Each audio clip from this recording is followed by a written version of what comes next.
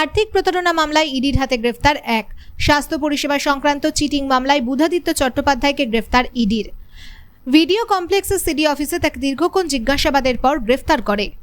সূত্রের খবর, অভিযুক্ত বুধাদিত্য চট্টোপাধ্যায় নিজেকে ইঞ্জিনিয়ার পরিচয় দিয়ে জাল ওয়েবসাইট খুলত। এরপর সেই ওয়েবসাইটের মাধ্যমে বিভিন্ন হসপিটাল এবং নার্সিংহোমের সাথে যোগাযোগ করত।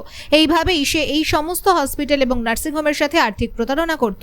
2022 সালে আনন্দপুর থানায় অভিযুক্তর বিরুদ্ধে লিখিত কমপ্লেন দায়ের করা হয়েছিল। অভিযোগের ভিত্তিতে অভিযুক্ত কলকাতা পুলিশের হাতে গ্রেফতারও হয়। তারপর জেলে ছিল সে। বর্তমানে জামিন পেয়েছিল। এই প্রতারণা মামলার তদন্তভার হাতে নিয়েছিল ইডি। তদন্ত করতে গিয়ে অভিযুক্তকে বেশ কয়েকবার ইডি দফতরে ডেকে জিজ্ঞাসাবাদ করেন ইডি আধিকারিকেরা। এরপরই তদন্তে অসহযোগিতার অভিযোগ এনে অভিযুক্তকে গ্রেফতার করেছে ইডি।